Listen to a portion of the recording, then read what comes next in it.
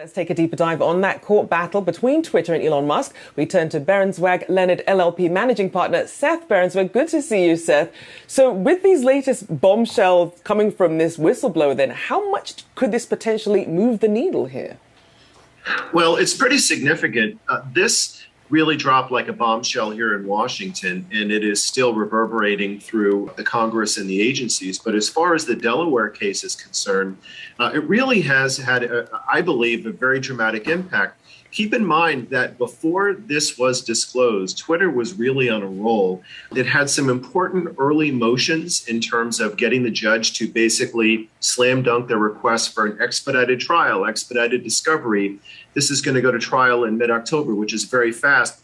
And they were really kind of looking like they were on a cakewalk because it's a very difficult case to prove that Twitter engaged in malfeasance in order to be able to misstate its bot traffic, among other things. Well, all of a sudden, we wake up this morning to a whole different picture. We have this whistleblower complaint by Peter Zatko, who is represented by a well-known whistleblower law firm.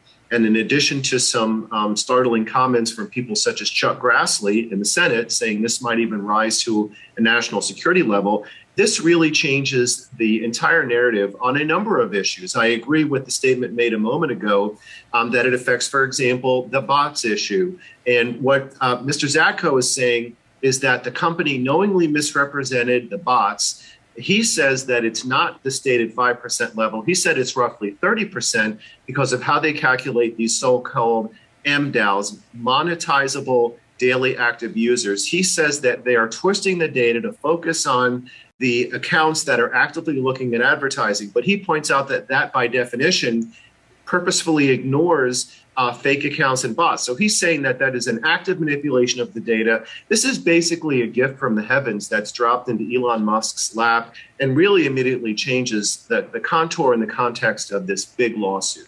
Well, Seth, I guess what exactly needs to be proven? Because how does Musk then prove the extent to which he did rely on the bots claim when making this deal initially? Well, what he would have to establish, which is not easy, so this case is going to be a close call, but he'll have to show that both he and all the other fellow investors were purposefully deceived as it relates to bot traffic and things that had a material impact on the operation and the viability of the company.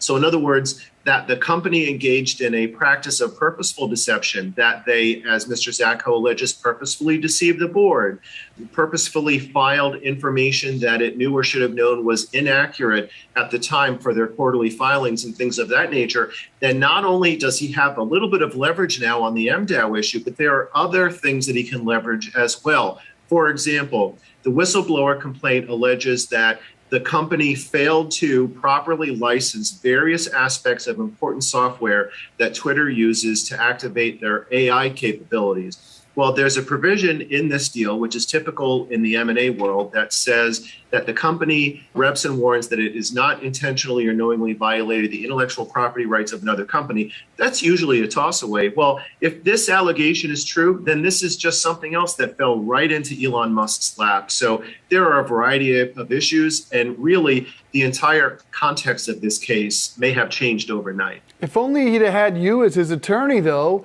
when he signed this contract, waiving due diligence, though. I can't get around the fact that he was said in this contract he was willing to accept their estimates and their reports, and their SEC filing acknowledges that it may not be right. They may be just in the ballpark, if not exactly even close. Do I have it right?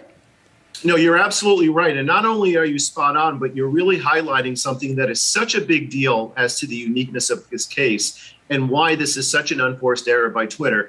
It is unbelievably rare in the mergers and acquisitions community, in the deal space, to have waived due diligence. Elon Musk, who always beats to his own drum, waived due diligence. It is not a condition to closing. That is unbelievable. That should have made this case a cakewalk for Twitter. But you're absolutely right. And as a result of that, now he has to show some kind of purposefully deceptive and misleading conduct as it relates to things like the bots. So you're absolutely right. And it would really be stunning. This is a real significant change of events and a real U-turn in a case, in a trial that is really coming up in a couple of weeks.